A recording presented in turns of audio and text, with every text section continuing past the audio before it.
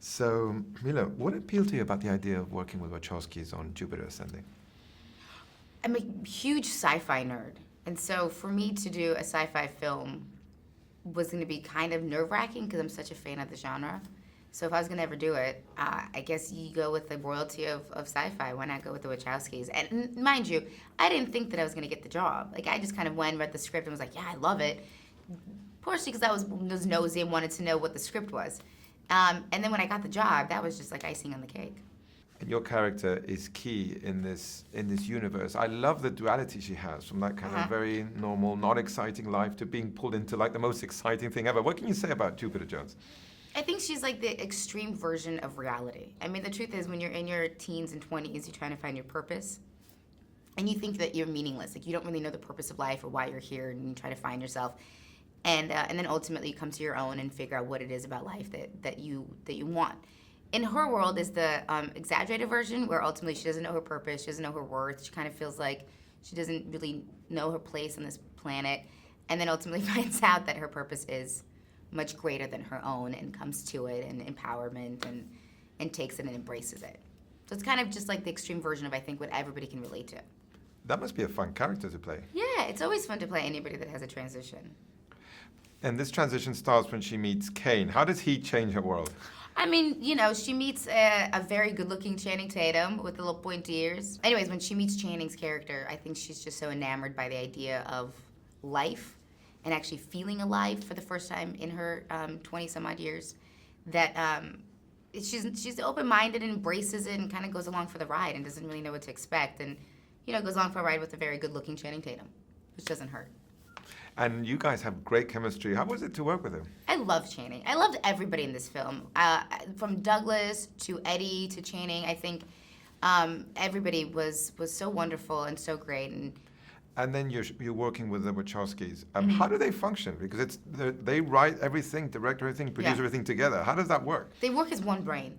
And you'll never see them separate. Like, on a set, if there's multiple units going on, they travel from unit to unit as a whole. They are one cohesive brain, just spliced into two parts.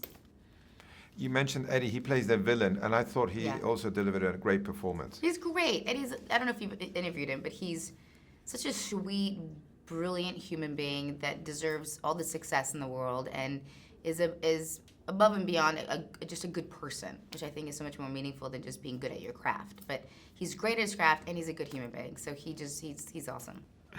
And what can you say about Sean? I love Sean. Sean's fun. He's a very fun actor to work with. And, you know, I was a huge fan of Game of Thrones. So for me, that was just really exciting. In the Jupiter that we see in the not-so-exciting world, we also see you use your speak in Russian. How was that for you? Yeah, a little bit. This is the second time that's happened. The first time I spoke Russian was in Max Payne. And it's a little, oddly enough, nerve-wracking, because the only time I ever speak in Russian is to my parents or my grandparents. And so all of a sudden, I got to say like a word or two. It's not like I had a whole speech in Russian. But I was like, this is funny, goofy. Like, my parents are going to laugh. And sure enough, they giggled. Also, I love that your character is not like the damsel in distress. Like, she takes action. Yeah, she's very confused in the beginning as to what's happening and doesn't really quite know what to make of it, but never cowers away from situations. And I think that was actually very important to the Wachowskis, to create a female character who wasn't a damsel, who doesn't need to be saved. And you're involved in a lot of action. How were those scenes to shoot? Yeah, that was much harder than originally anticipated. I've said this, but I've never been in better shape than I was for this movie. Just because you work out in the morning, you work out before work, you work out during work, in order to have to be able to sustain the activity that it requires of being 17 hours on a wire every day. And so it was hard. And you also get to wear some spectacular gowns. I mean, Yeah. without giving away too much, that must have been fun. It was beautiful to look at. It was not great to wear. I think the white dress, the dress was like 30 pounds and the headpiece was 15 pounds, and you wear it for a week and, again, 15 hours a day. It's hard. They are stunning pieces. Amy designed some of the most beautiful wardrobe that I've ever seen. And then, you must have been excited to see the film completed.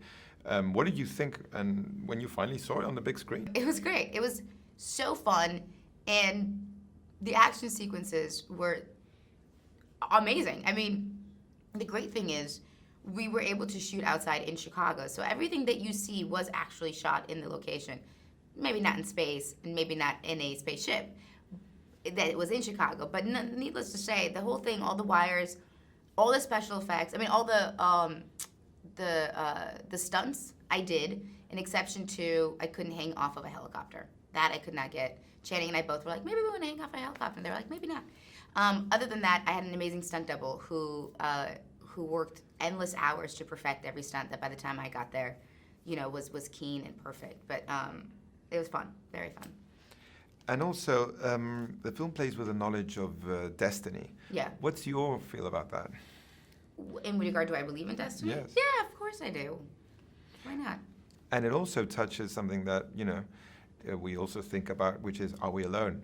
Yeah. Are there other civilizations out there? Are there other more advanced civilizations out there? I hope so. Otherwise, this is a very simple purpose. Why think so? It'd be very selfish for me to be like, oh, we're the only living species in this mass universe. I think that would be silly to say. One of the beautiful parts of the story was that connection that she has with a father that she never met, but who was fascinated by the stars and by the telescope. I thought that was a beautiful part of the movie. Yeah, it is. The movie has a lot of heart for an action film. There's like it's funny. It's a love story. There's like a family dynamic. It's a very cool little movie. Not little, by the way, but yes. That's following up exactly on what you're saying. It's not just a science fiction movie. No. It's a love story. I mean, it's a combination. It's a movie for the masses. It's the Wachowskis' intellect as far as like social dynamics, but mixed in with humor and social appreciation and acceptance. They are such visionaries. Yeah. What surprised you the most about them? Nothing surprised me. I didn't go in thinking that I knew anything about them, and so I kind of just took it one day at a time and try to learn and go with them. They're really brilliant people who have a vision, and you just have to go with the flow and stay with them and keep up. I also love that the movie doesn't take itself too seriously, and the moments of humor there with you and Channing, also with Channing and Sean. Yeah. I thought that was interesting too. It's a really fun take on a sci-fi film. I think you have to nowadays. I think the audiences are so smart that if you don't slightly make fun of yourself, they're not going to buy it. You have to be able to wink. You mentioned before that you were a fan of the genre. Yeah. Which which films come to your mind? Star Trek. I've said this so many times, people are going to get sick of it. And for you now, just to wrap it up, what have you taken back from this whole experience of being on this movie, of this scale, working with Wachowski, with Channing? What have you taken back from it all? That I can do stunts. That's what I've taken back. That who knew that I can actually fall from an 80-foot drop and live? It's pretty amazing what your body's capable of doing. Just stamina-wise, of the amount of physical work that this movie entailed, I think surprised me the most.